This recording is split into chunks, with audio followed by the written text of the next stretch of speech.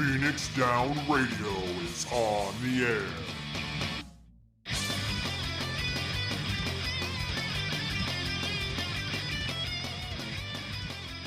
Welcome, everybody, to Phoenix Down Radio, episode number 168. We're back after a 2-week hiatus. I'm Klauss Nightbringer, and joining me is our resident librarian and overall awesome guy, because he is, Seyrr Timono. Seyrr, how are you?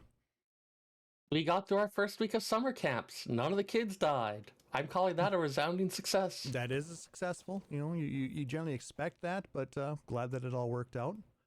Also, happy Pride Month out there. Woo! Go be gay and stuff. It's just really That's cool. how this works, yes? Sure. It's just really cool to see all of the love and support out there for that. It doesn't matter who you are. Everybody out there is just kind of being awesome about it. Earlier today, I watched the MCC Championships, and they were doing their Pride version. It was actually really freaking sweet. They were raising funds for the Trevor Project. So nice. When I left, they had raised over $140,000. So that's pretty impressive for a bunch of Minecrafters and stuff. But the MCC Championships are pretty cool. So yeah. What have you been up to, Seyrr? So I mean, as I mentioned, the library summer camps have been the big thing for it because they put me in charge of like all of them. Wow. I mean, yeah. Like, I'm giving orders to like 20 people. That's pretty It's sweet. weird. Normally people give me orders and then I make them happen. I don't tell other people what to do. So how does that make you feel? Oh, the imposter syndrome has been real this last couple weeks. Are you starting to get used to it, though? Yes. Well, I mean, this last week, after the first few days, everything was running fine and all the stuff I'd set up worked and they didn't need me for anything. And I was like, okay, maybe this is actually good. So, like, the last few days have been a bit better. Well, that's good to hear. Congratulations on all that. I'm glad everything's working well. Yeah. Other than that, a friend made me a bunch of the Pact Maker gear, so I've been doing some gathering the last few days. Machinist is almost at 90, and Dancer is starting to get up there. Been doing those new tribal quests. Yep. I've been using those to level up my warrior. He's up to 83 right now. I still have to do this week's custom deliveries to the Mommy of Light. Took my folks out to a very nice dinner tonight in honor of Father's Day, which is tomorrow. So to all the fathers out there, happy Father's Day. And probably the biggest piece of news, aside from the stuff we'll be talking about with Final Fantasy coming up here shortly, I've got a new job. Congrats. I am going to be basically in charge of a brand new IT department for a group of automobile dealerships. So, and you shall bend it to your will like the gods of Eld. Something like that. It's actually very scary, but also very exciting. The last week and a half has been spent trying to get things tied up together at the current job. I have 3 more days left, and then I am taking a nice week vacation for myself before I go into this new job, so I can kind of be refreshed and ready to jump in there and not have to worry about any of the other crap from the old job. So always nice to have that little bit of break between jobs. Yep. And I figured, you know what, with this, starting a new job, I'm not going to have any benefits or anything like that for a while. So I'm going to need to get my summer vacation in somewhere. Yep. But it'll be nice, getting paid for all of the time that I had built up. I had over 3 weeks of vacation built up at my current job. So that'll be a nice payday. Yeah. Like, not every state allows it or requires it, but for those that do, or for the workplaces that do it, like getting to cash out your vacation time, that chunk of change is just so nice. Yep. They allow up to, I think, 160 hours to be paid out when you leave. So Nice. So that's fortunate. And Yeah, varies from based on jurisdiction. This is not legal advice, yada, yada, yada. Yep. Just make sure that before you leave a job, make sure that you know what's going on with all that fun stuff. But yeah, it's nice that I'm not going Burn to some lose bridges, just for the fun of it. Don't do that. Okay. Absolutely don't do that. Unless it would be really funny. What? Or just maybe you want to make some s'mores. And you don't have any other way to make s'mores, so. I do remember seeing a story someone told once about how they had been camping out in their backyard with some friends, heard this big commotion, came out to the street to see that one of the neighbors' houses caught fire. The neighbors in the front yard looked over and then just gave them the nastiest death glare, and they realized they were still holding their s'more making equipment that they had just been using. Anyway. Thank you to our Patreon producers, Nick, Nara, Rory, and Tibient. Hopefully they don't burn any bridges. But let's go ahead and jump into that game and community news. Shortly before we were supposed to have gone live for our last episode, so a little over 2 weeks ago, we received some amazing news from Nick Nar. Thank you for that resub. We got that news just now, man. You seem to have trouble with telling time again. Yep, because it just happened. Anyway, thank you very much for that resub, Nick Nar. Anyway, we got an announcement from our favorite video game producer and director of Final Fantasy XIV, who is also the director of Final Fantasy XVI, Naoki Yoshida. And he told us not only that we have a new trailer for Final Fantasy XVI, we have a release window. Yeah. Summer 2023. So a year away, we'll be playing Final Fantasy XVI. Roughly. Assuming that the PS5 drought has a war. Though crypto's crashing, so we might actually start having supplies of electronics available again. Mm-hmm. And the fact that the flow of the different silicon has been a lot better. I mean, graphics cards have been available. I mean, you got a PS5, you got a PS5, you got a PS5. With an actual release date, this means that we're going to be seeing a lot more of the stuff we usually see in the run-up to a game, releases of various trailers, demos, previews, all that fun stuff. So what had been just a little drip of information is going to start becoming a bit more of a flood soon enough. Yes, it was just really nice to get that info, though. And the game looks amazing. I'm really looking forward to it. But this last Thursday, Yoshinori Kitase was hosting the Final Fantasy VII 25th anniversary stream on YouTube. And we got lots of good stuff from there. The first one we'll go with is the one that's the last one in the list here, Seyrr. Yeah. They talked about the mobile games. They got some new stuff coming for the First Soldier.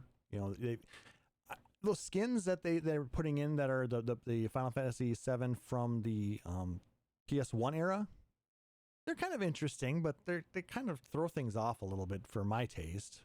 Then again, I'm not a huge fan of that game personally, but yeah. But it's cool that they're adding that in there. But then they also talked about a game that was discussed, I think mid to end last year, Final Fantasy VII Ever Crisis. They released a trailer for that, and there's going to be a closed beta starting soon, as well as they gave us the release date of this year, 2022. The graphical style is interesting. You've got those overworld models that look a lot like your kind of classic PlayStation era 3D models, though a little bit nicer looking. Yes, it's like a much more modern take on it, done in the style of. Mm-hmm. But then you've also got that much nicer battle appearance as well. So lots of interesting visuals going on there. You have this stuff that's really reminiscent of that old style, evokes a lot of those feelings, but done up in this much, like the bit where they're walking into Nibelheim in the trailer. Mm-hmm. Again, a lot of the same visuals, but scaled up, the environmental stuff looking a lot more impressive in that. So it's a really fun way to yank on that nostalgia while being a bit more into like a kind of modern style and modern graphical power. As well as the fact that it's a mobile take on all of the different Final Fantasy VII games, from before the original game all the way through. So it's really nice to see. Yeah, the titling I was thinking about, because you had like I think before Crisis was one of the early phone games, back before phone gaming was a thing. You had Crisis Core, all these various other ones. Like Crisis has been a recurring thing in the names, so having Ever Crisis as something that like covers the entire timeline is a bit fun naming wise. Well, what's really funny is actually they have, and if you look at Advent Children and Dirge of Cerberus, you've got AC, BC, CC, DC, and now EC. Yeah. Next up, Final Fantasy VII, Free Company. Wait, no. And then you're going to have Grand Company. And then Hibachi Chicken. I like chicken. Oh, I could go for Hibachi Chicken right now. Anyway. And then... Don't mind me putting in a DoorDash order.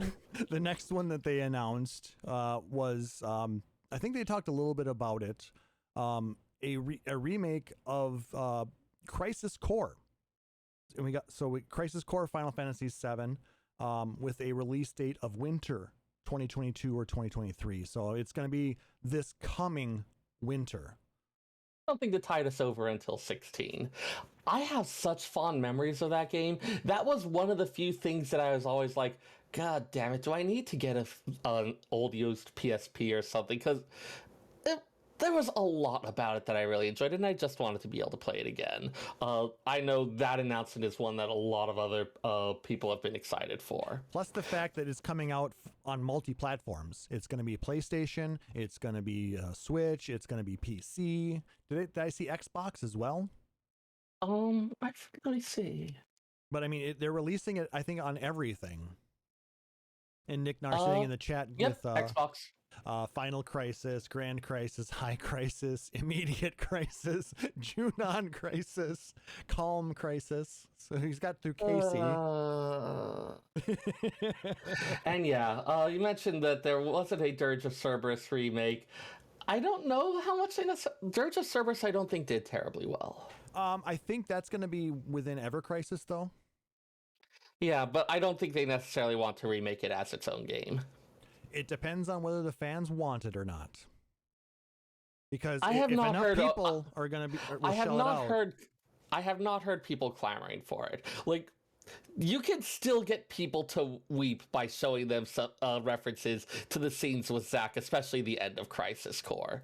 I don't think you get that reaction out of people for Dirge of Cerberus. Well, I think the other thing is Dirge of Cerberus was more of a shooter game. Was it not? Because Vincent's main weapon is that pistol. Yeah. So it was kind of like a side-scrolling shooter style game, if I remember correctly. It was on PS2. So, but I mean, maybe Nick Nar will start a change.org petition to get it going or something like that. Change.org. That accomplishes anything ever. Yeah, third-person action shooter, I guess. Well, we can have an entire discussion on change.org, but not tonight. Because let's leave that one alone. The most important announcement that we received is a game that will be coming out next winter, so winter 2023 or 24. Final Fantasy VII Rebirth. And oh my God, when I watched that trailer, it was just chef's kiss.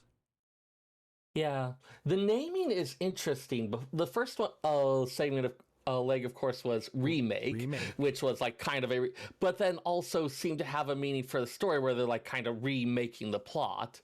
So the rebirth is again going to be interesting to see what they do with that. It seems like they're having it somehow tie into what's going on within the game itself. Which I'm also I'm also reminded that the various Genovas that we fought through the original Final Fantasy VII, the first one was, I believe, Genova Birth. So I'm wondering if Rebirth will have something to do with that. Well, wasn't Rebirth one of the weapon or one of the no, it was Genova Birth, Genova Death. Birth, life, death, and synthesis. Okay. It makes you wonder though we also got the confirmation that it will be a 3-part series. So there will be one more game after this coming in like another 6 years or whatever. I'm guessing it will also start, the subtitle something. will also start with but I'm very glad that it didn't go with Remake Part 2 and Remake Part 3, because that would have been, I mean, it would have been fine, but it would not have fit the way Square Enix usually likes to name their games. So the fact that they put a little bit more into it, I appreciate. It just makes us think what the next one's going to be. But I'm very excited. So we only have about a year and a half or so to wait for the next iteration of Final Fantasy VII Remake, so to speak. Also, the fact that they announced that the first edition of Remake is now available on Steam. So you have 2 spots you can play it now on PC. You can either get it through Epic Store or through Steam.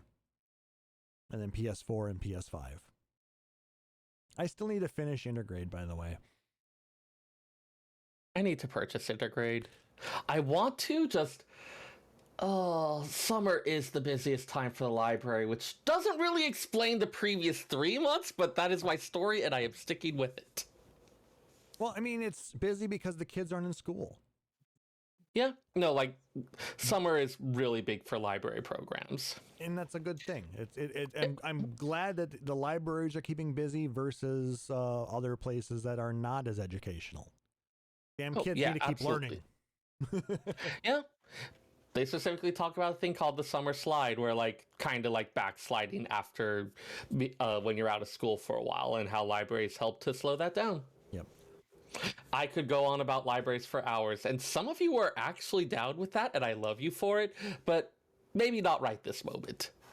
And yes, there has been a lot of Final Fantasy XIV stuff as well, but I think we've all experienced most of that. You know, we just had patch 6.15 drop.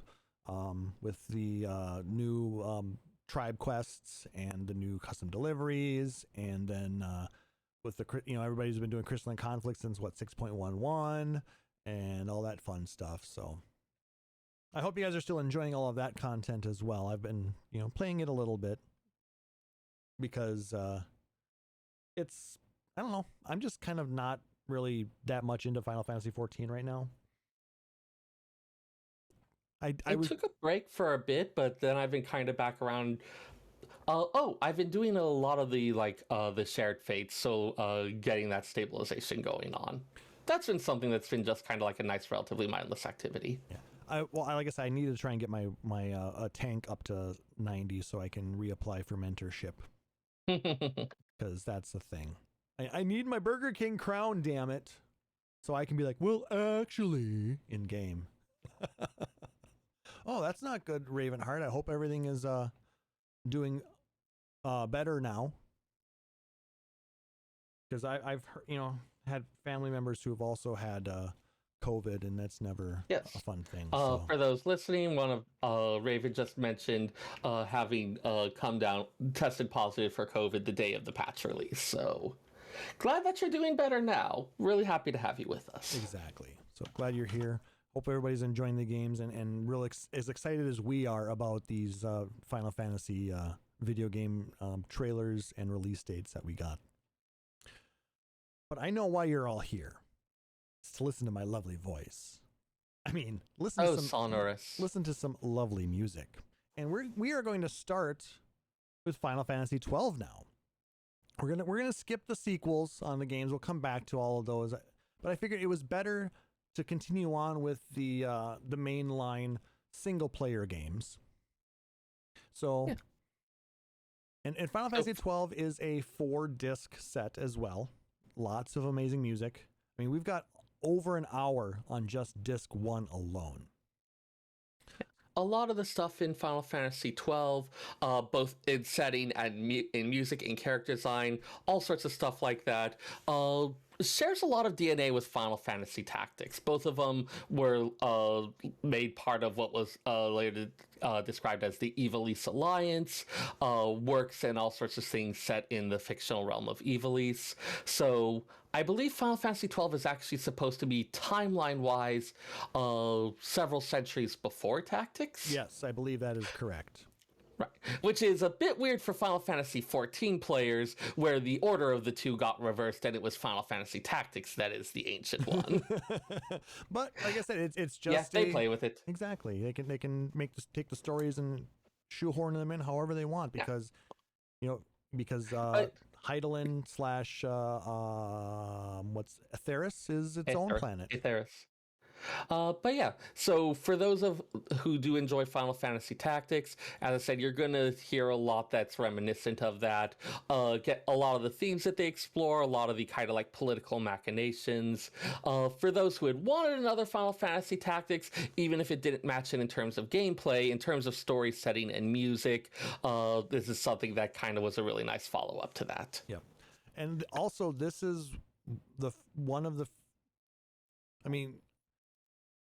Uematsu had his hand in a little bit of 10, but this is the first mainline non-MMO that he was not the lead musical person for this. So you're going to notice a huge tone shift in the music style as well. It's not that it's bad, it's just different.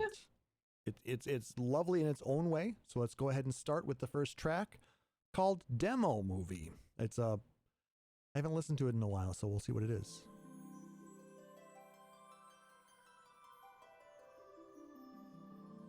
Starts with the prelude.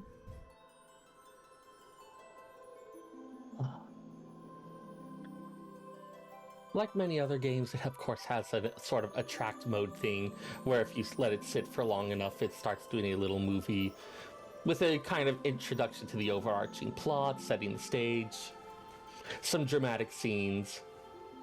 It does literally say this plays during the first part of the opening movie, so. I remember that being a thing with Vagrant Story as well. It had like a couple different ones, one of which was like a plot type one of which felt a bit more like a movie trailer. I've always enjoyed that when, because I've often had things where I just had it start up my console sitting there. There we go. And there's that Tactics DNA. Yep.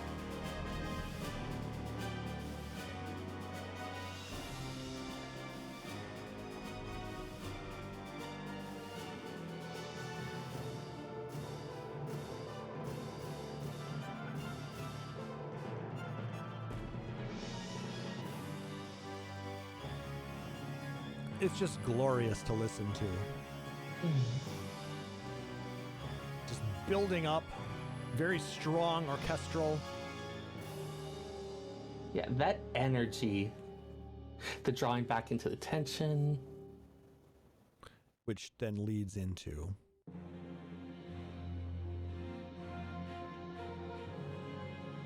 the Final Fantasy theme, Final Fantasy XII edition.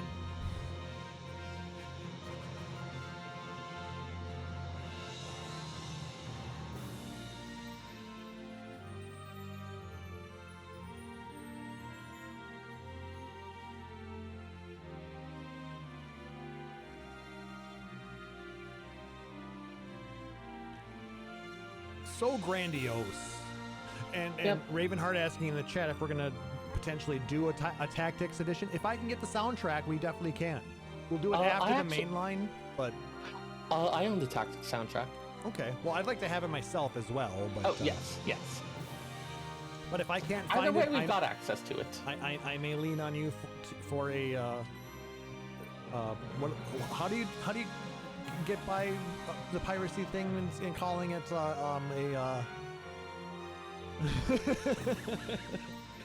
words are Let's not escaping discuss me. this on a recorded medium, shall we? We're not going to pirate anything. What are we talking about?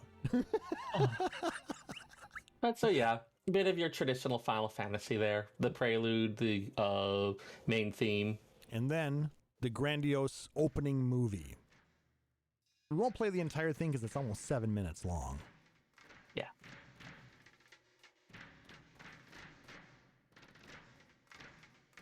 Sounds like a building militaristic type of cadence here. Yep.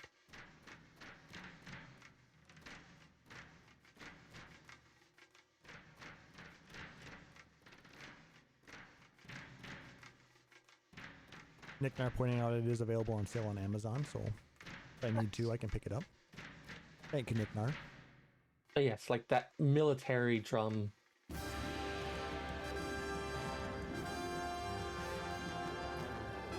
And of course. Go ahead. So yeah, this of course is the opening movie, so it plays during the opening movie once one starts the game proper.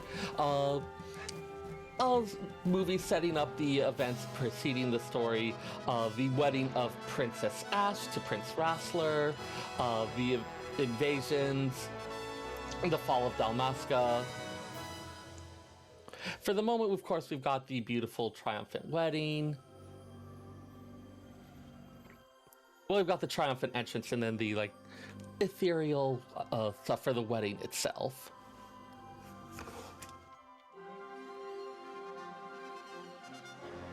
And you got that rising and falling arpeggios.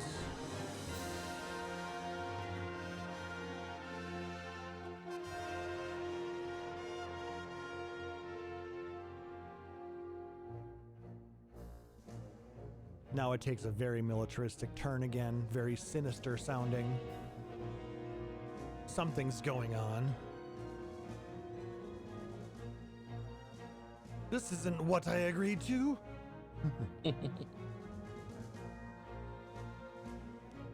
Princess Ash being duped, and now the Dalmasca falling under rule of the Empire.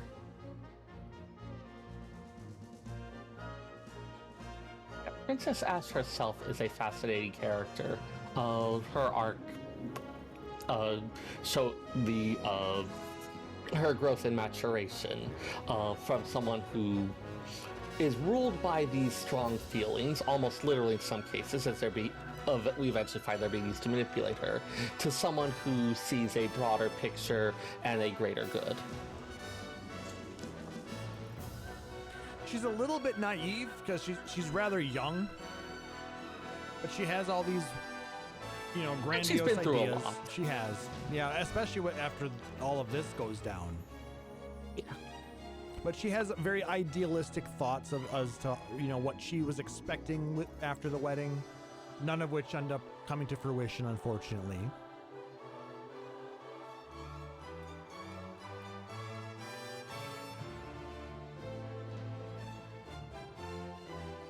We may end up having to play this entire thing because there's a lot of different parts to talk about.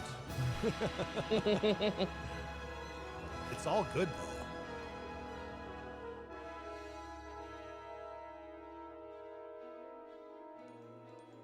I just wish I had the movie playing in front of me so I could see what was going on, but just listening to music is nice, too.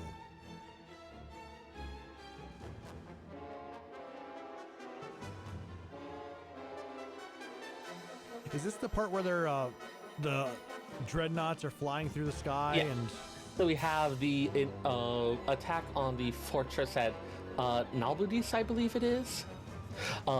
We've got pitched battles, like I said, airships flying through the sky, mages keeping up a paling, a magical shield.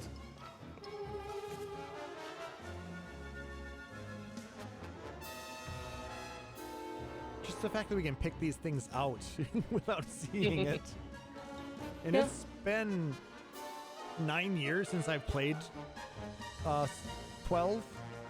Yeah, I mean, there's a lot going on there. Like, just some really, like, you have Prince Rassler, of course, a big important thing, like your traditional heroic thing, getting felled by some random archer.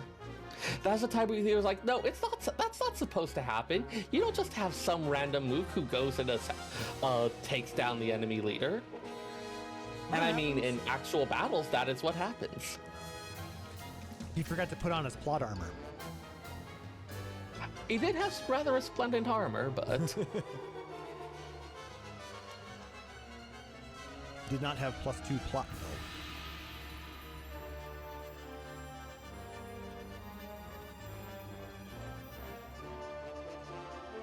Ravenheart in the chat pointing out that Final Fantasy XII is available to play as a part of the new PS Plus subscription model. So if you have access to, or if you're paying for the, I think it's the top tier that gives you the older games.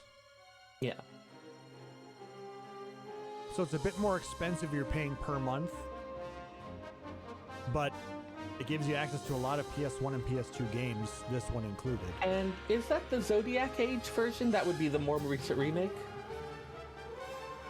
Not sure, honestly.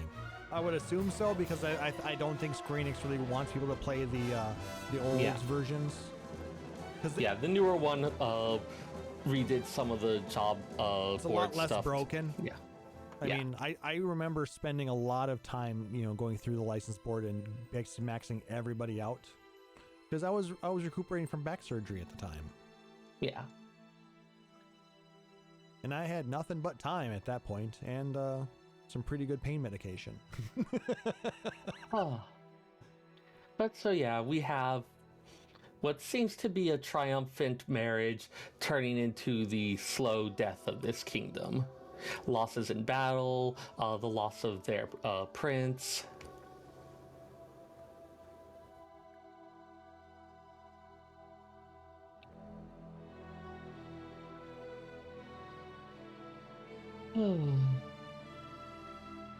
Yeah, Princess Ash in mourning garb after having just seen her in her wedding dress a few minutes prior. It's rough, but it really paints a picture. I think it was worth listening to the entire song. What do you think? Yeah. And then next we jump into the fortress. This is kind of a little precursor portion in the game.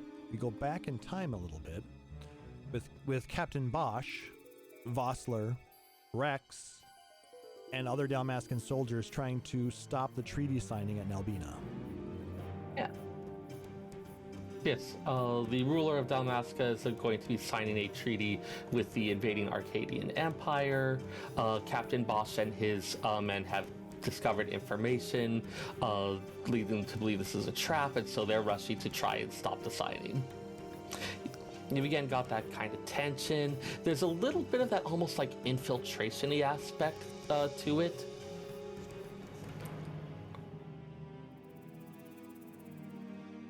And it's actually, it's funny you say that, because the Japanese title, Senyu, literal translation is infiltration.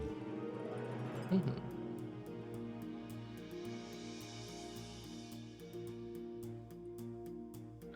And you've got that harp glissando. Got the horns. Got that minor key. All that dissonant movement in the background. And there's those deep rumbly notes.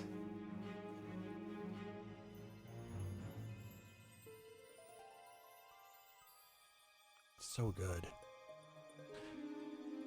You can just see yourself walking through the halls, can't you? Yeah. All right. It repeats a little bit at this point, so we're going to go ahead and continue on as they get a little further in to a boss battle.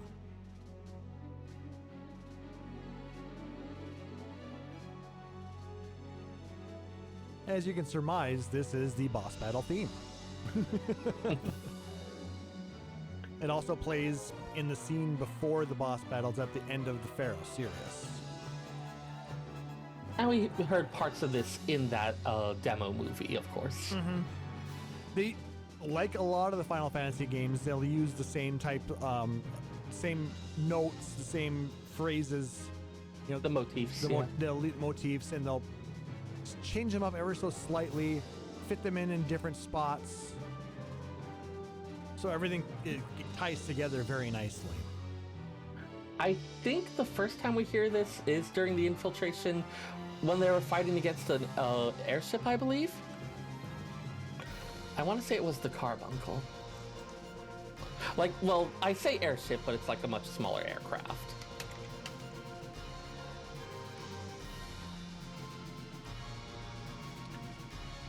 Or were we fighting one of the judges at this point? We don't fight judges that early on. Okay, I couldn't remember. Like I said, it's been even longer since I've played the beginning of the game. Probably back to when I actually was first released. Yeah, or it might have been... Yeah, so this was the Remora. I don't think it was the Tunberry. So this was one of the things. The setting, of course, involves a lot of airships, air travel, sky pirates are a recurring thing. So a lot of our famous summons instead showed up as airships. Yep. And instead of having those summons, we end up with different, what are they called? They're not espers. They're not aeons. They might have been espers, actually. Yeah, the espers. Okay, but it's a different canon. It's the ones from Tactics.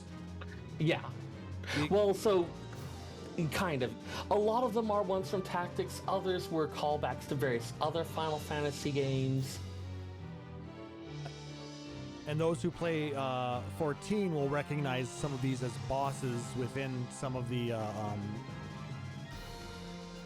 the Return level, to Ivalice raid. Yes, like Yeah. Bellius and Adramelech, Shemhazai, Hashmalam. and of course Zodiark. The term Esper is always really interesting. Both in 12 and in 6, the original term was something closer to summon beasts. And it was supposed to be ESP-er, which that got and in changed fact, to Esper. Well, I mean, that's a term that you can still actually find from time to time in Japan. We don't say it as often, like you would more often say psychic in like English-speaking things.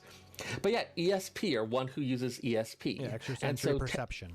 Yeah, so Ted Woolsey, working in Final Fantasy VI with a much shorter character limit, ended up using Esper as a thing that would fit within it to kind of given that Summoned Beast is so long, and I don't know if you could necessarily really do something much shorter that would work with that. I mean, he needed something that fit in like 6 characters, I want to say. Yep. Now this next tune is kind of, it's a really odd scene that happens. It's called Shadow Play. We've got that ominous minor key again. And it plays during the cutscene when Rex witnesses the fall of the King of Dalmasca at the hands of Bosch.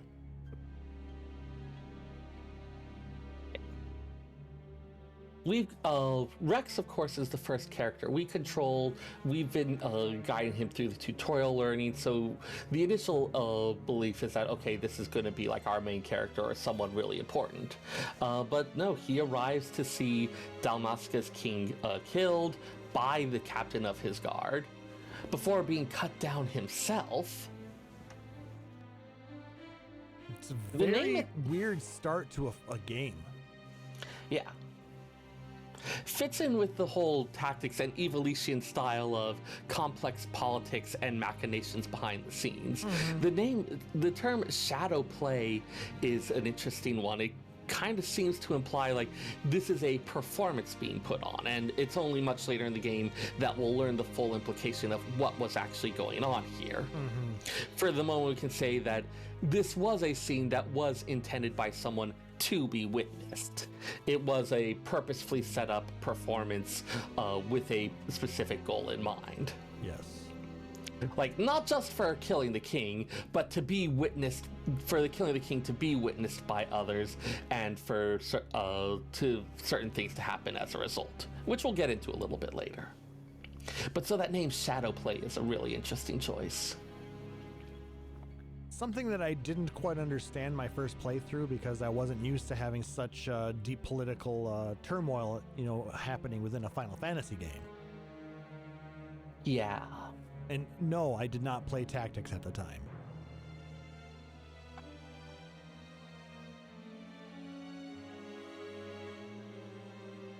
But yeah, let's go ahead and continue on to our next one. A very, very different feel. But at this point, we are controlling a very different character. this is when we go to the star of the show, or so in his own mind, Vaughn, running through the sewers of Rabanastre. Yeah, a controversial choice there, and one that a lot of gamers have spilled a lot of ink, electronic and otherwise, over the years. But, go ahead. Vaughn, of course, is, we find out, Rex's younger brother. A little street rat, basically. Yeah, like many other children orphaned as a result of the war. But damn those abs. Yeah. So yeah, he's kind of this sort of lovable street urchin archetype, scraping by on the streets of Rabanastre. Yep, he's running around at this point in the Garam-Scythe waterway, killing rats, going and just, scrounging around. You're getting used to a little bit more of the gameplay. Yeah, the title of the track, Training in the Sewers, or the Japanese title, Himitsu no Renshu, or literally Secret Practice, kind of again evokes that whole hey, here's someone who's practically a kid playing around. Oh yeah, I'm gonna practice fighting against monsters. I've been lately watching the anime Chunibyo Love and Other Delusions and learning about the concept of a Chunibyo and Chuni and the like. And so Vaughn is someone who's living out those little fantasies himself. Adds a little bit of that kind of immature youngster element really nicely. We'll be seeing him grow and develop and mature over the course of this game as well. Do we see him mature actually though? We do. I mean, it takes quite a while. It takes quite a while for real kids, too. That's fair. As someone who works with the teenagers a lot. Now, this next track and a number of other small tracks throughout this first disc are actually unused within the game, but they decided to include them within the soundtrack. This is a little 8-second ditty called Small Favors.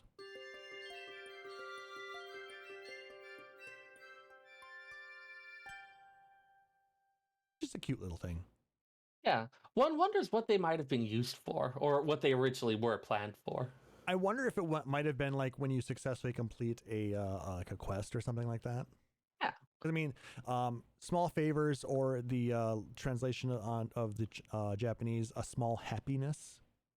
Not everything needs a gigantic fanfare, especially for a lot of those smaller hunt marks or other things like that. Or just something where you helped out a townsperson. That seems a bit more reasonable. This next one you hear a lot when you play the game. And Final Fantasy XIV players will also recognize this.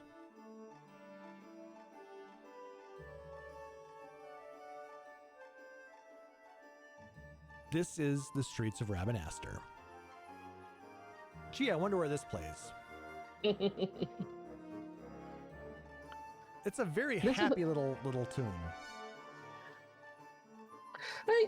So the naming scheme is one that we've seen, again, we saw it in Tactics and a lot of the other ones, and you see it in a fair number of other Japanese works as well, where it'll be the adjective city of something or another. Yep. It's like in Tactics you had the magic city of Garaland. This is the royal city of Rabanastre. Yep. Rabanastre, of course, being the former seat of Dalmasca prior to its occupation. And in fact, that is the thing that's going on throughout, that Rabanastre is an occupied city. The Arcadian Empire came in, made various claims about what treaty allowed, about what the all sorts of stuff going on. But this is a city that's still got some of its vibrancy and life to it. It's got lots of little hidden alleyways and avenues and understreets. It's very lively. It's a city that's full of little surprises. It's nice that the music for the town has really, keeps its upbeat and happy qualities, even though that it is under siege, so to speak. Yeah, not under siege. I mean, this is a thing where you know what I mean. The Empire's been there for a while, and okay, one of the things they're occupied. We do actually see some scenes with Imperial Consul Vane Solador, who talks. The way he talks about it is wanting to be something where, hey, they still want the city to flourish. They're not looking to oppress the people. At least that's the public face they put on. Now, Rabanastre is also a desert city, positioned along several trade routes. So you've got a little bit of kind of your classic tropes there. Many like your different usual types of people, different races, different types of trade going in and out. I mean, that's probably the biggest reason why the Arcadian Empire wanted access to it, was to make sure that they had control over this central hub. And there are, in fact, crowded market streets, include some areas just absolutely filled with, like, already narrow avenues lined with stalls, big crowds, all sorts of different people. Especially given the fantasy setting, so you have like Banga, you've got the occasional Vieira, all sorts. Wait, were there much Vieira? I think there were like one or two. Anyways, occasional, yes. But yeah, you've got well like a huge. Don't forget the Mughals. Yep. But yeah, just huge mix of different races. You've got a lot of that kind of like Middle Eastern bazaar feel to sections of it. Among these stone avenues, some of the stuff being more reminiscent of like your kind of, not quite a Hanging Gardens thing, but yeah, it ends up hitting a lot of those feels. And we stay mostly to like the main streets and the under streets. This is a desert city from the view of its poorest citizens. For those who play 14, Ul'dah is kind of a similar layout type of thing, where you've got the different alleyways and the bazaars. I mean, granted, in Final Fantasy XII, Rabanastre is much larger than what we get to see as far as Ul'dah goes in 14. But very similar in their styles. Are both desert oases, so to speak, centers of trade and travel. Let's go ahead and jump on to the next one. One of two themes for characters, because in most Final Fantasy games, each character has their own specific theme for them. They don't really do that in 12.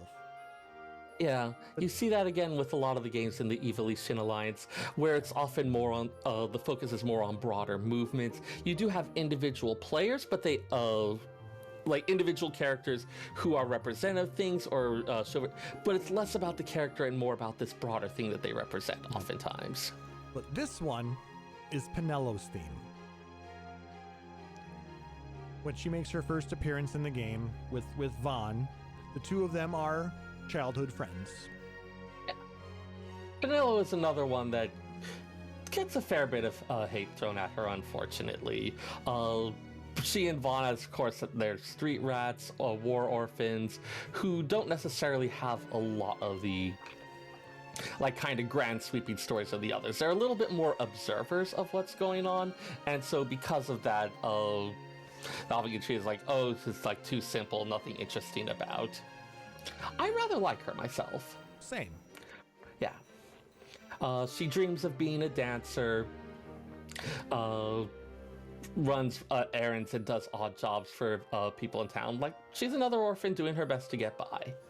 A little bit worried about Vaughn, sometimes sees herself as like needs to act in a sisterly role to keep him out of trouble. And that keeps her very busy indeed. But the theme just really, it fits her. It's very vibrant, upbeat. She always has a positive attitude. Mm-hmm. Very bright and cheery. Yeah. Let's go ahead and jump into our next theme.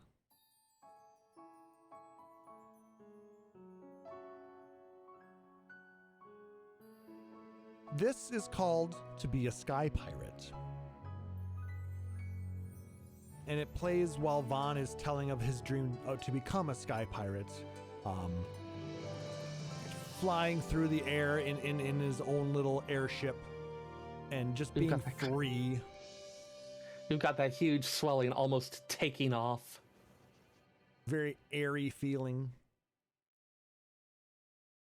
And then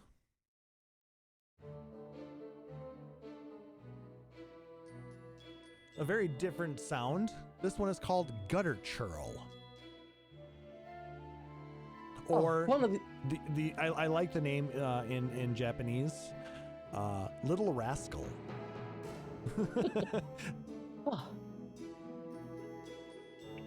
When Vaughn is out in the sand sea looking for kites, and then Jules makes his first appearance in Old Arcades. Yeah. So, like a lot of the other, again, we see a lot of these things recurring in games in the Evolution Alliance. There's a lot of use of archaic terms, old phrasing.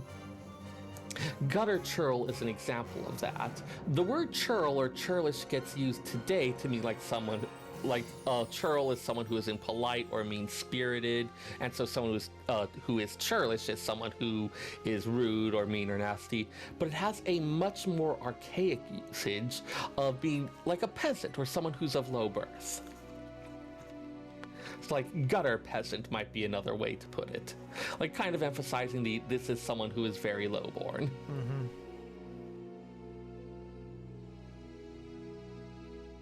And it kind of goes between a little bit of a playful start, and then it's kind of got this little bit more serious piece right here in the middle.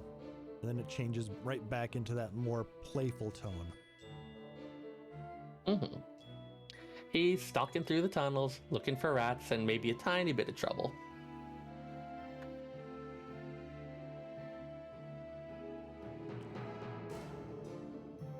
Let's go ahead and jump into our next theme, which as soon as you step out of the city, you will hear it play a lot. Now, around Dalmasca, or around the city of Rabanastre, is a vast desert. And this plays in the Dalmasca Ester Sands, or the eastern desert of Dalmasca.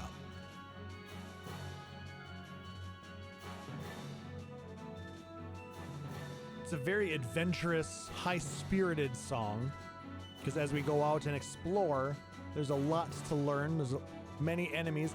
This, again, a very different feeling Final Fantasy. It takes something from Final Fantasy XI, which is mobs on the overworld. Yeah. You do not have random encounters anymore. All of the monsters you see are right in front of you, and you have the ability to avoid them or run right into battle. Yeah, which is done on the same screen rather than a separate battle screen. Yes. But that also means you can end up getting multiple enemies jumping into the fray as you're fighting.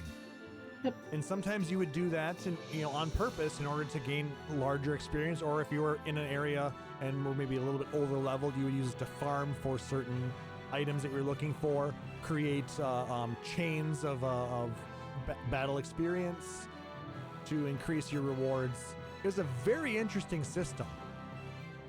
Yeah.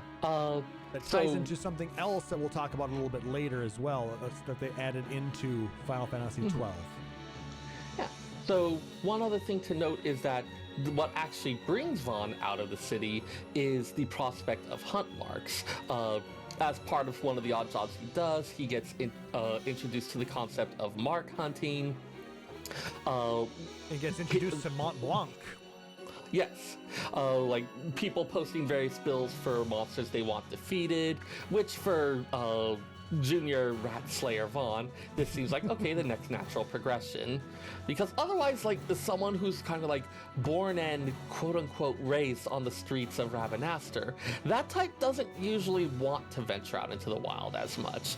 They're usually typically portrayed as being much more comfortable within the city, and so the hunt marks are kind of what get him out of there and out into the Ester Sands, old style word, pretty much like the East Sands in this case. But also, for him, it's also his first step into getting out into the world and achieving his dream of becoming a sky pirate. Yep. I mean, you like can't be a sky pirate if you stay in Rabanastre. Yep, you've got a bit of that exploration, you've got some of that fighting more difficult stuff, doing those jobs that are going to bring in the money. it's kind of the first halting step along that path. And you hear this a lot as you're traveling through this area, so it's a very fun song. Yeah, I seem to recall there being a fair bit of stuff you have to do with even like being allowed to leave the city, because of course it's still under Imperial occupation. Yes. And of course, as you fight through the Ester Sands and continue to defeat monsters, you of course level up. That's another one that just plays on the field, I believe, when you get enough experience points. Yes. It just makes me sad that we don't get...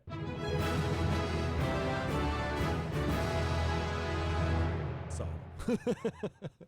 But it's a different composer. We'll come back to that. Yes, but I mean, this is that. Otherwise, that one was the level up sound. I mean, leveling up is not sufficiently victorious. That's just, okay, you've gotten a little stronger, you can hunt better monsters. That's not meaningful progress in the context we're looking for. Fair enough. Our next theme is called Heart of a Child, or in Japanese, the translation, naivety, or being naive. This plays whenever you're boarding a sky ferry, the chartered airships that take, well, not chartered, I believe that's a regular route of them actually, that takes between major cities. Given the lighthearted, energetic music and the title, one imagines Vaughn and Penello running up to the deck, leaning out over the railing to look down below. There's kind of a, hey, we're traveling on an airship and it's exciting element to it. Realistically, this is the first time they have been off the ground. And not climbing a tree or, higher up within Rabanastre to the higher levels. Yeah. I remember when I was a little kid, the first time I went on like a big train, like a big Amtrak one, because we were taking a trip for something or another. It was like an hour-long trip, and I was so excited that I ended up going to the bathroom like 5 times before my dad made a comment. Yeah, if you're like a little kid on a big vehicle like this, it's exciting. You want to see everything. I don't recall having to do that when I went on my first airplane ride, so that was about 6. They also encourage you to stay seated on airplanes a bit more, so that could have something to do with it. That is true, but I mean, when you're in the middle of the flight, and this was back in the mid-'80s, so it was very different then too. You weren't, you just had to be buckled up on takeoff and approach. So okay. And I think smoking might have still been allowed on planes. Oh, wow. Long time ago. I'm old. One wonders if smoking is allowed on the sky ferries. I seem to recall they have like a lounge and a bar. Well, and also they have outdoor decks that you can go out to, so who knows? All right, let's go ahead and jump into our next theme, which is very different sounding.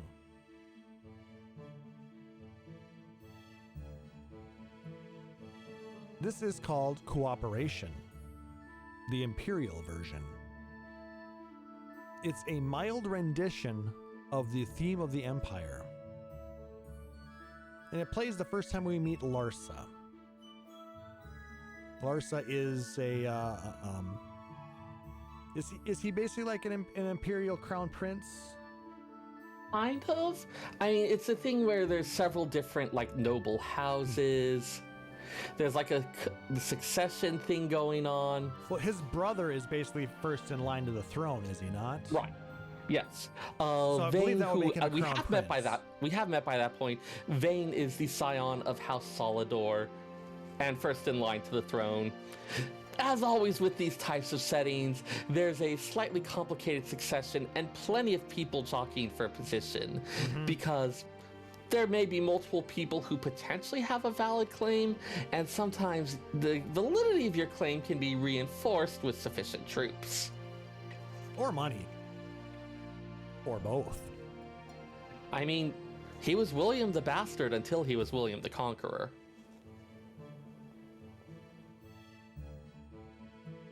History is writ in blood of people who apparently just didn't want the throne nearly as much. also written by the victors. Oh. All right. Next theme. Yeah. Lars is definitely a bit more of like a softer side of the Empire. A lot of people agree he would be a good ruler if he gets to be one. This is Winds of Change. And it plays during scenes involving the subjects of the Arcadian Empire.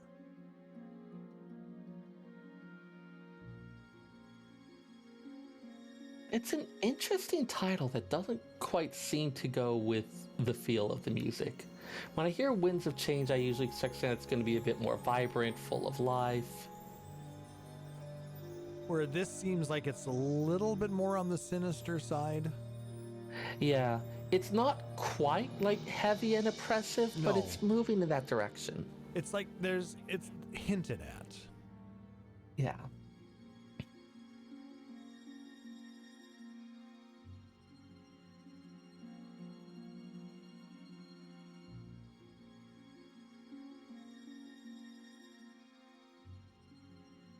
Still pretty though. Yeah. Like the Arcadian Empire aren't necessarily clearly bad guys. But there is okay, you have this occupying force, you have these two nations in an existential struggle. And you have all these power struggles even inside of the Empire. Yeah. Yeah, there's more than a few scenes that suggest that there's some jockeying for position about who will be the next emperor, about who has the ear of the current one. Remind you of another empire in a MMO that we've been playing a bit? I mean, you see that in most works if there's not like a scene. Yeah. But yeah, that's kind of how it works. Yugoslavia stayed Yugoslavia because one person was running the show, and when they passed away is when it broke apart. Empires are a tricky business. All right. We have another unused track called Mission Accepted.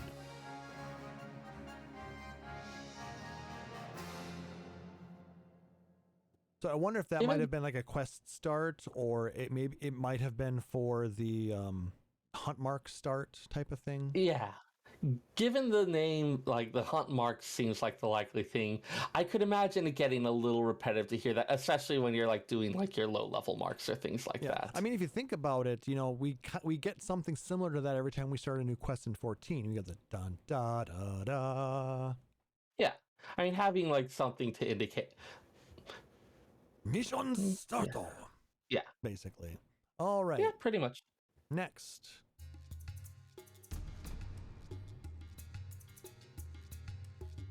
This is called Lowtown, or the literal translation from Japanese, Rabanastre Downtown.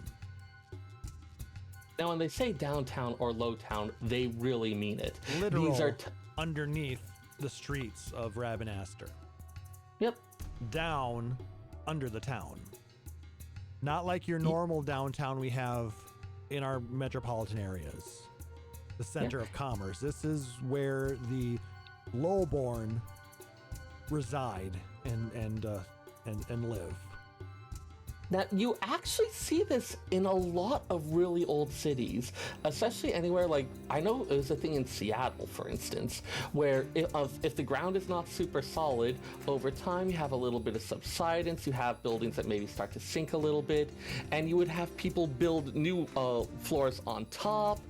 Given enough time, what was originally a first floor becomes a basement.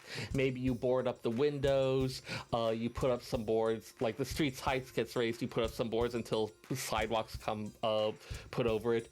And over the course of a couple generations, you end up with networks of tunnels such that with a pickaxe and a good sense of direction, and the pickaxe is mostly just for breaking boards, you can make your way across.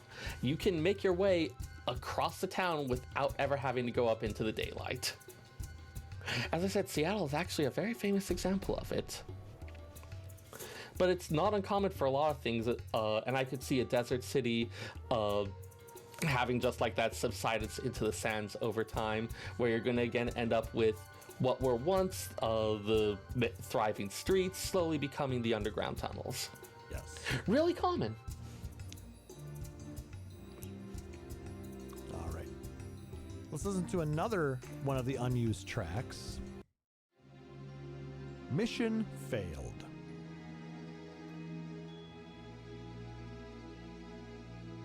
Yeah, it seems like it might have been a lot of extra bits around the hunt mark system that they ended up not using. Yep. Now, not like a game over theme, but maybe like if you had failed the parameters of the hunt, you know. The monster escaped or something. Yes. They may have changed how the hunt system worked at that point. So, because I remember you could retry a number of times. So, next is a theme called Quiet Resolve. Now, this plays when Vaughn first speaks to old Dalan. He's kind of like the mayor of Lowtown, so to speak. He's kind of in charge. He's a well-respected elder. A lot of the people, you know, look to him for leadership and guidance. And he's just a overall pretty nice guy. Yeah.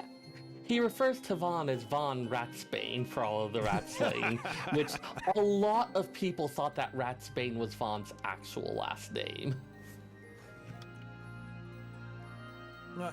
They don't really have Yeah, a lot of Von surnames in Rabanastre, do they? I mean, historically, last names were for people who were well-known and established enough to need it. Like, I believe Vaughn, Pinello, and Pinello both don't actually have last names. Like, I think canonically they don't have a last name. I think you're right. Does I know Bosch does. Lady Ash does, just because she's royalty. Fran, I don't believe does. Fran does not. But I think that why is his name escaping me? The real hero of the story. Balthier. Yeah, I think he does he not? Benanza. Who else is in the story that I'm missing? Yeah.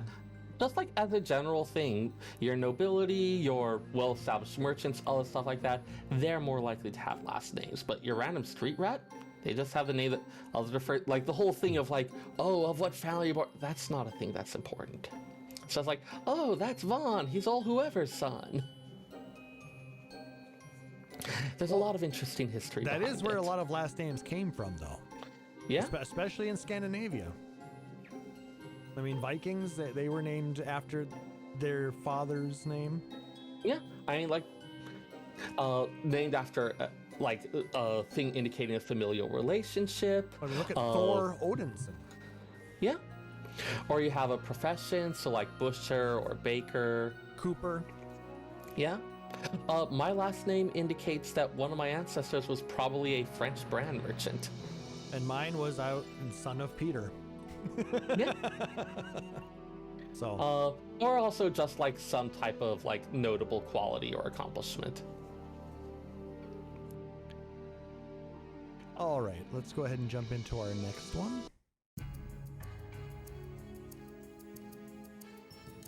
Now, in contrast to the Ester Sand, this is the theme for the Dalmasca Wester Sand, the western desert of Dalmasca. A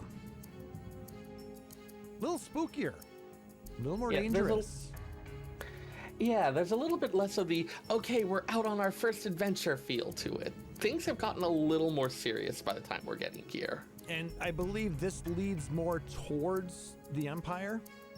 Yeah. Whereas the eastern side is more open to other trade routes and other areas within Ivalice, where the western side goes more towards the Arcadian Empire. Yep. And there's a lot more nasties out there. And just in general, it's like fun has been left behind. If you're out here, it's serious, potentially for a lot of different reasons.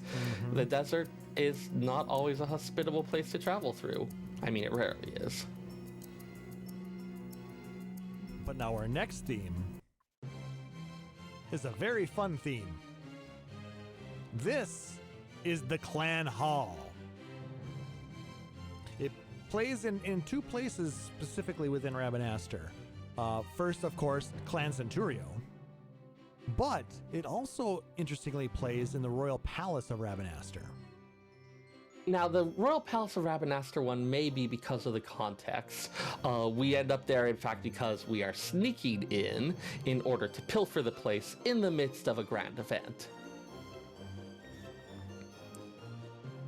But the fact that this, like I said, I love walking into the Clan Hall and just listening to this music as you're, looking for a new hunt or turning in, old.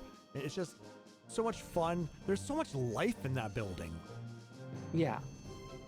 And when you talk to the different NPCs, you get different responses based on your rank within the clan. Yeah, whether you're just some new upstart, whether you've established yourself as an up-and-comer. Or you go fight Carrot. Whether you're like at the top of the thing where everyone knows your name.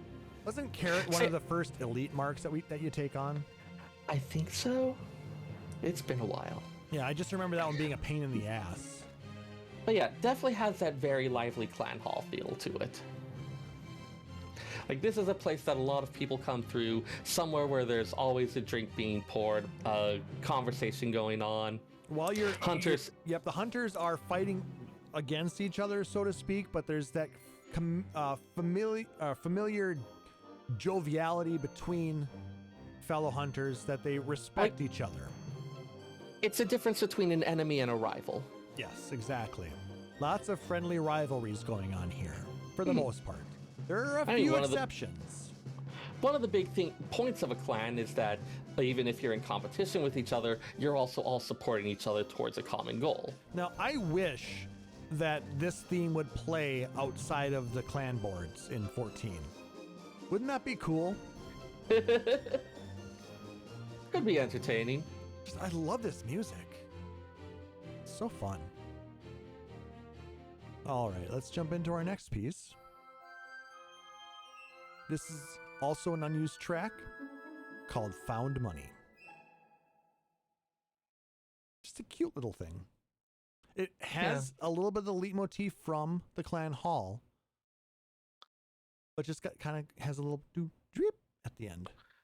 One wonders if maybe that would have been something for a reward specifically from the clan. Probably. So as we continue our search through the western half of the Damascus desert, we make our way to the Giza Plains.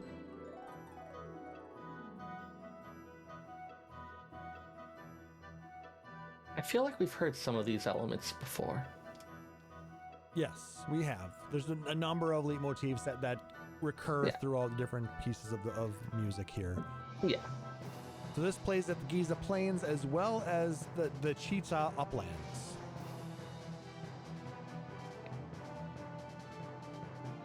Yeah, the Giza Plains, of course, packed with plenty of monsters.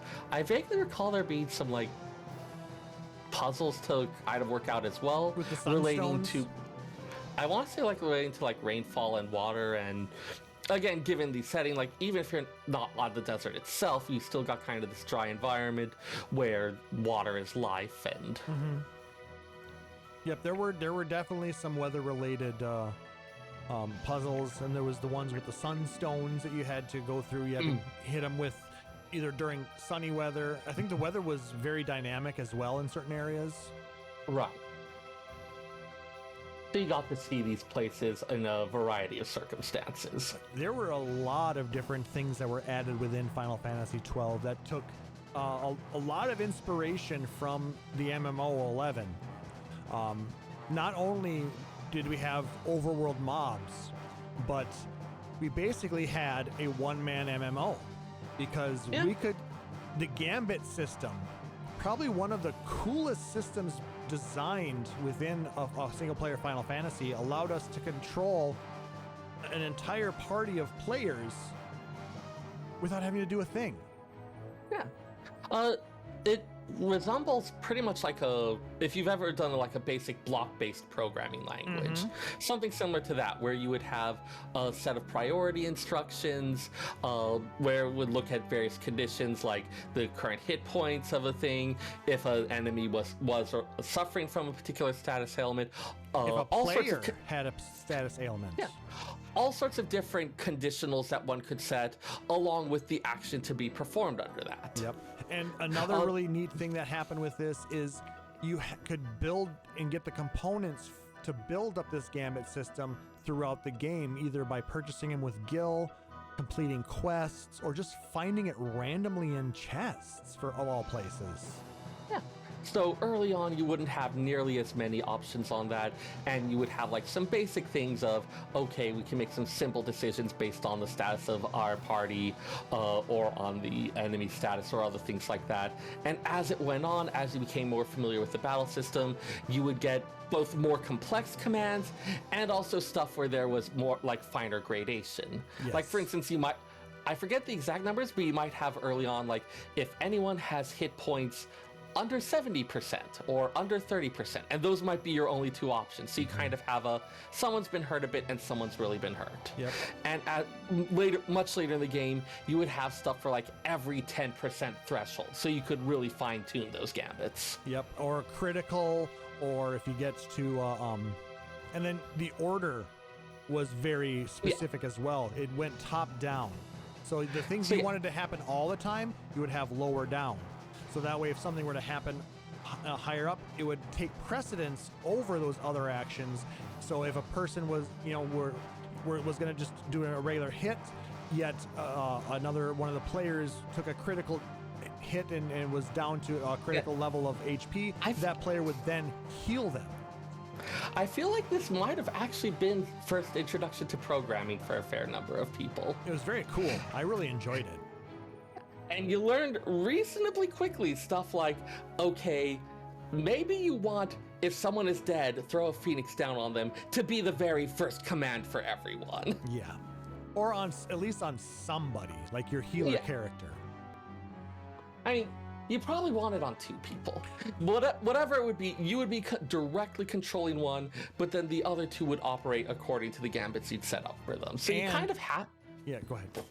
Like, you were describing the MMO experience, and it kind of was like, okay, you were going along with two other characters that were kind of doing their own thing, even though you had set up their behavior behind the scenes. Yep. It really, it's kind of gives us an idea of what like the trust system in 14 is like. Yeah. Except we're not the ones who are directly controlling their behaviors. It's programmed by the game producers and Final Fantasy XIII was actually similar. It had a very simplified version of the paradigm shift system. Right. But the big thing being that we had two other party members that we were not directly controlling. Their AI was just a little bit more... Actually, no, we did control those in 13. Did we? Yes. I thought we just got to control whoever the leader was. No, I thought we controlled everybody. I'll go back and check. We'll have to look, but I thought we had more control. But where we didn't always have control was in 13.2. With the pet, we had the third mob, right? Or the mob taking up that third slot. So, all right. Anyway, into that. A lot of interesting systems coming out of Final Fantasy games. This one being loved by some, hated by a lot of others, but I enjoyed it. It wouldn't be a Final Fantasy if there wasn't something that the community got utterly divided over. But it's not materia, and it's not ATB. Anyways. Anyway, next theme.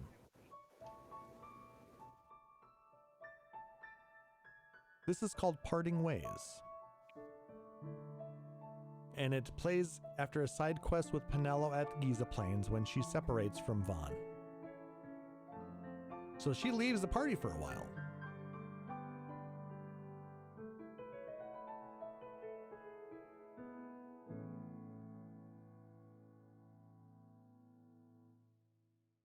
You kind of have Vaughn's like sort of trying to like mature, strike out on his own. And then our next theme goes back to the Garam Waterway. Guess where this one plays? We go deeper this time. A lot deeper than we were at the beginning of the game. It's a very dangerous place. Yeah, the general implied thing was that Vaughn had mostly stuck to the entrance and just slain any rats that were brave or foolish enough to start making their way out into the rest of the city. But when you get deeper, you've got crocodiles, you've got ghosts, you've got these really dangerous horsey creature thingies. Lots of status-inflicting mobs, as well as a lot of puzzles. There's a lot of water-based puzzles in the waterway. Mm-hmm. There's a very dangerous hunt mark down here, too. But lots of treasure. Yeah. In some ways, it's kind of your typical, like, sewer dungeon for a RPG. Far more spacious than any actual sewer would ever be. But then again, Rabanastre a pretty big town. A lot of shit going through there. Yeah, it is described as a waterway, and I think there's some references to the smell, but otherwise they mostly leave that bit unsaid. We all know what it is. But yeah, definitely a fairly dark place.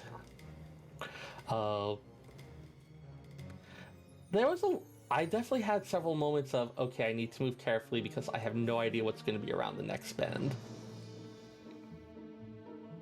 Especially because I believe we entered the waterway because was that actually as part of the attempting to infiltrate the royal palace of Rabanastre? I think so. Yeah.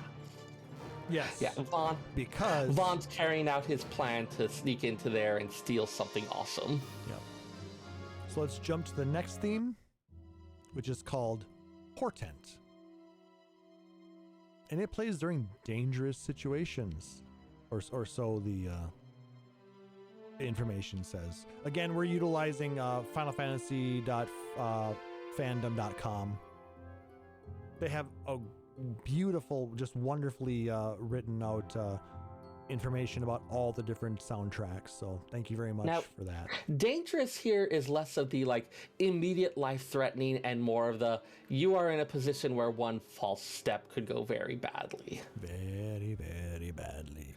But it doesn't have that super energetic stuff. It is more of a it's the oh my god, I hope they don't turn around right now kind of thing.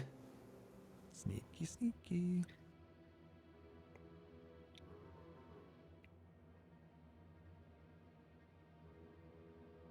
Because street rat type stuff, thing that I forgot to mention earlier, on the licensed board stuff, no matter what else you select, Vaughn initially has Steel unlocked. Like, it's fairly clear what he's been doing some of the stuff he's been doing to get by. And there's other dialogue and other things that suggest that he's done his occasional bit of pickpocketing on the streets of Rabanastre. He's very akin to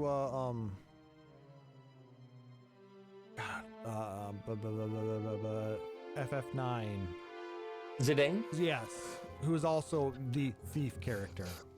Yeah.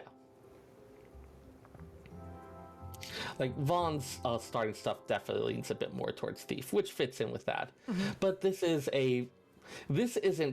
pickpocketing random guards on the street of Rabanastre. This is full-on sneaking into the royal palace, which is being at this point is an imperial seat. This is the type of thing that gets you in deep with the imps. Mm-hmm. If you get caught, they may carry out your sentence then and there. All right, our next theme. Unrest.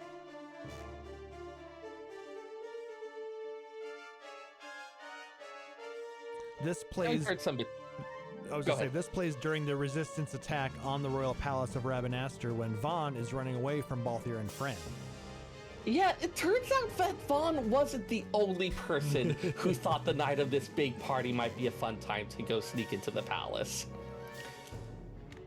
You've got several different factions all kind of colliding at the same time. Which makes for a very interesting story, but, your plans kind of go out the window. Yep. As do you. to get out there real fast. Yep. Balthier and Fran, of course, the actual sky pirates, who Vaughn immediately idolizes. Of course. And who Balthier is like, who is this little brat? Yeah. Balthier frequently describes himself as the leading man. It's unclear how much of that is just a quip and how much is actually his own runaway ego. Both. He definitely has an ego. Oh, yeah. But he's also a very charismatic character, and he's a lot of fun in the story. Yeah. And so, his guns really add a lot, to the play of the game, so... Yeah. Balthier and Fran, of course, have infiltrated with that really cool flying bike thing. I'm not quite... I don't think I have mine in 14, though. Yeah. But so they, of course, have swept in, looking to steal the treasure that Vaughn has just gotten his hands on. And it does look for the short bit like they are actually going to take it from him. And of course, they get interrupted by the Resistance staging a full-on attack on the palace. Yep. So we've got a chaotic scene, airships flying all over the place, a couple death-defying air bike moves. The entire thing is a completely crazed and chaotic scene. And Vaughn escaping with a chunk of nethicite. I think that's what he took, wasn't it? I believe so. Poor dude has no clue what it is he's gotten his hands on and how many people care about it. To him, it's just a big, expensive rock. Which, hey, that's dinner. Yeah. That's like maybe dinner for a few weeks. Maybe even a place to sleep that, like, has walls and a door. And doesn't smell like crap. Well, let's not get ahead of ourselves. And the final song from the first disc. Nalbina Fortress.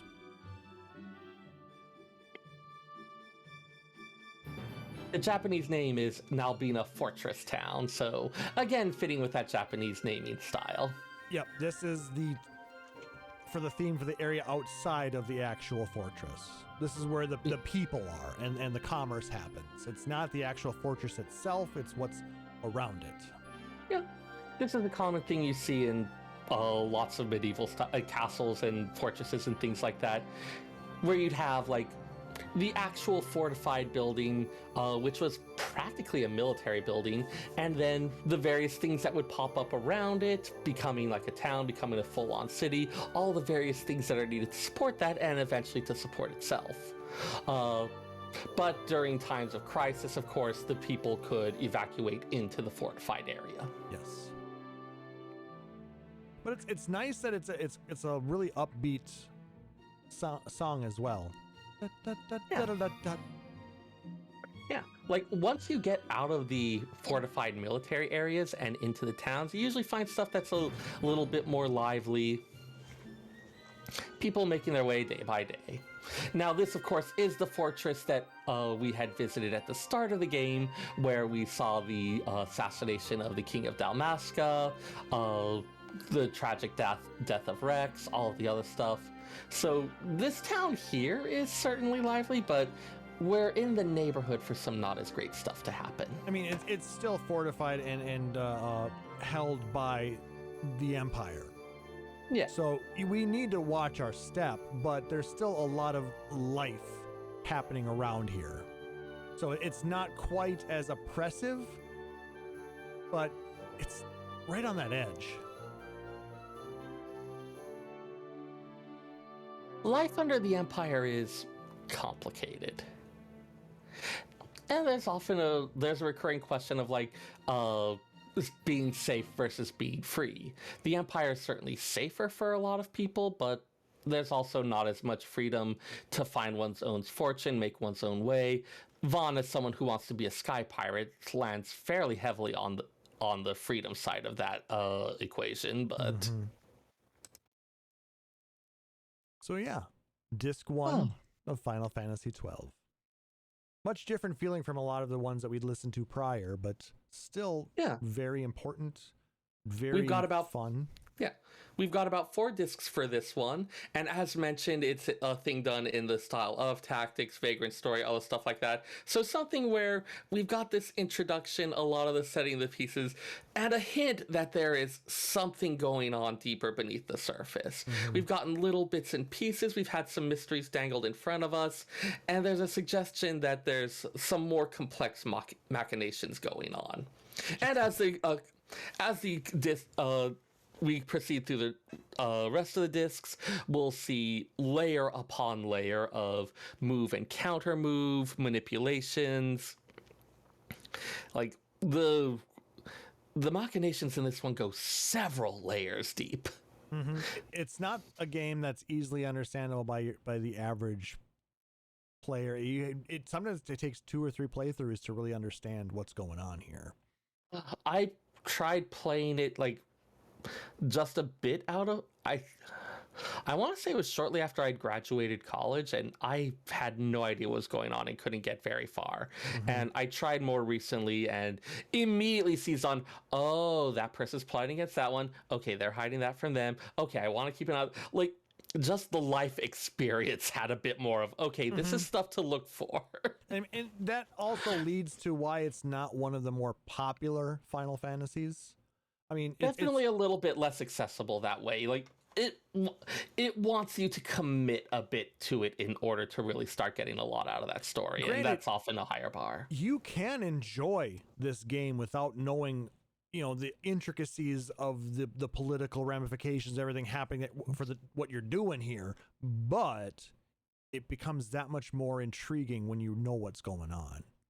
Yeah, that's really the hook that ends up drawing you in. And the people I know who really love it cite a lot of that, the complexity of the storyline, of a lot of the characters reflected against it. Like, that's the thing so if it's something that you're having a little trouble accessing for whatever reason, you're probably not going to get as much out of it, unfortunately. Or you can just enjoy it for what it is. I mean, like I said, the gameplay it's very different, but a lot of fun. Yeah, there was a lot of stuff that was really experimental for the time. The remakes tuned a lot of the issues with it, a lot of quality of life improvements. So I'm a fan. Yeah, definitely. The TZA version is the better one to play. The initial release for Japan and North America had a lot of bugs, but it made the license board more free. The international version toned things down a little bit, but yeah, the Zodiac Age is probably the definitive edition to play if you're going to try the game, and it's available on, I think, all consoles actually right now. And we are not being paid by Square Enix to do this. We're just telling you. Oh, if only. Exactly, but this is just our opinion. So, all right, that is that disc. Anything else to add, Sarah? Not a whole lot. I mean, I think we've hit the big points to say. Like, 12 is a game that was experimental in a lot of ways. That development of the Ivalice storyline, which I think is one that's really grown on people a lot over the years. Yeah, especially like you see stuff like the appetite that people had for stuff like Game of Thrones. It was something that really developed.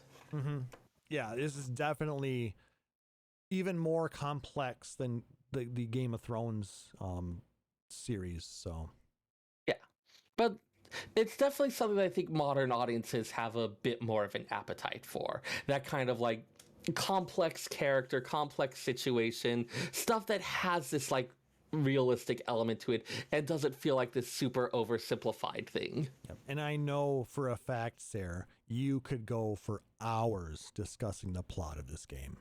I know it. And not get bored. That's the thing.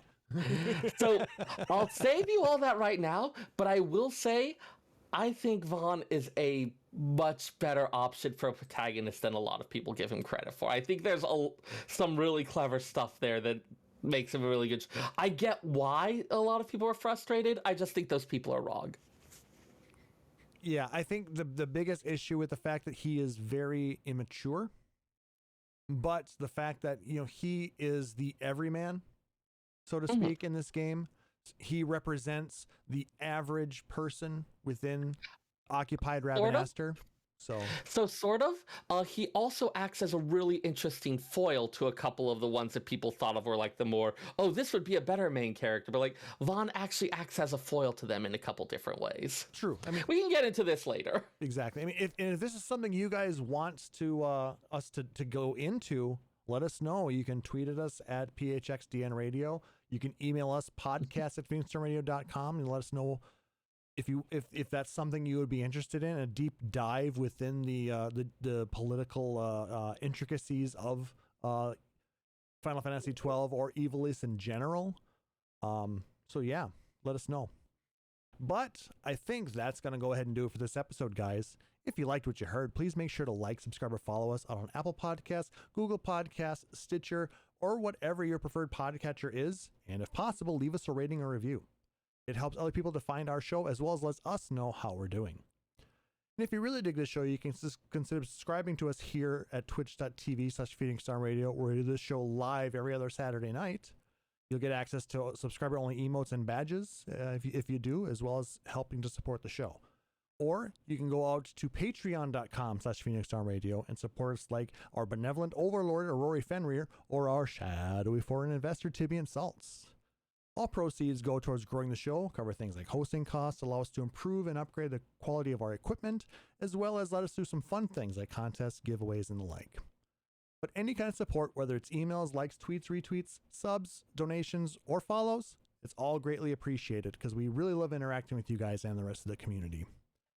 If you want to check out the backlog of our podcasts, go ahead and go out to our website, phoenixstormradio.com. We're actually in talks of maybe adding some more content to the site, so look forward to that in the future. If you have questions, suggestions, just want to say hi, email us podcast@phoenixstormradio.com.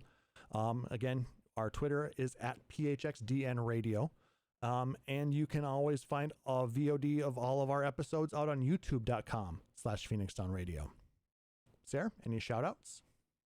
So there's it's too numerous to count, but I'd like to shout out all the people who talked me down off the metaphorical ledge when I was panicking about summer camp logistics. Our food vendor canceled at the last minute. Oh my god, it was a thing. Yeep. So yes, thank you to everyone who listened to my worried rambling, talked me down, told me that I was going to be okay, in a couple cases gave suggestions or let me bounce ideas off of them. Running library programs is scary. You made it all less scary, so thank you. Always good to have friends. Yeah. No, like the constant love and support from the community, even for stuff far outside of the games that we play together. That's what community is. It doesn't have to necessarily be what drew everybody together, but it's what keeps everybody as friends. Yeah. Yes, thank you all of you. I love you all so much. You can find me on Twitter at FF14Seyrr. That's FFXIVSEYRR. Where I mostly retweet random stuff that one of the other lore mongers said that I thought was hilarious, or occasionally highly cursed memes. You can also find me on our Discord, which you can reach from our website, phoenixdownradio.org? .com. phoenixdownradio.com. I totally visit our website all the time. You got a lot of other stuff on your mind too. I'll forgive you this time. But yes, you can find me on our Discord there. Always happy to chat with you fine folks. Yeah. It's a lot of fun. We do have some interesting conversations that do occur within the different rooms we have established. So stop in and say hello.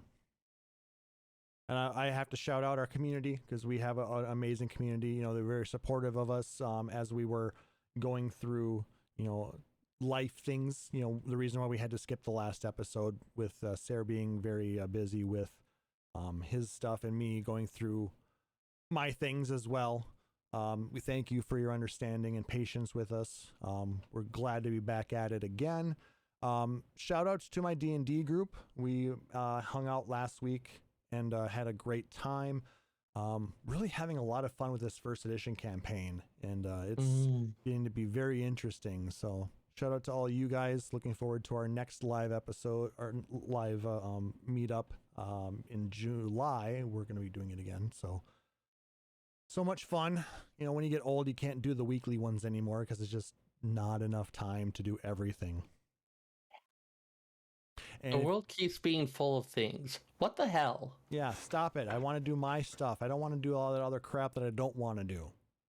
Alternately, just like add, 12 hours to the day, but don't make me get any more tired. Exactly. But make me get paid more. Yes, that would be good too. Or you could just, I say we make the work week 2 days and the weekend 5. Also good. I have a lot of feelings about this. A lot of good feelings, hopefully. If you want to follow me out on Twitter, I am at PHXT_KLAUSS. I don't post a ton out there, but when I do, it's interesting things that I find, or, you know, just occasional satire or whatever. So it's up to you. You don't have to. It's just out there because, well, social media kind of sucks, but we need it.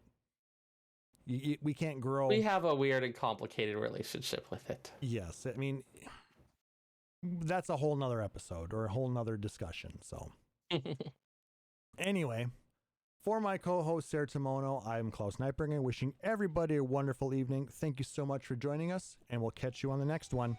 Take care. Phoenix Down Radio is a production of PhoenixDownRadio.com and Illusion Productions.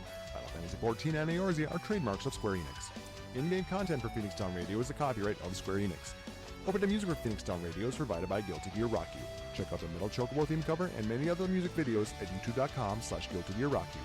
Closing music for this episode is provided by Guitar Wanker 90. Please check out their full version of Matoya's Cave and other rock video game covers at youtube.com/Guitar Wanker 90. The views and opinions expressed in this episode are those of Phoenix Down Radio and its hosts and do not reflect the views of Square Enix.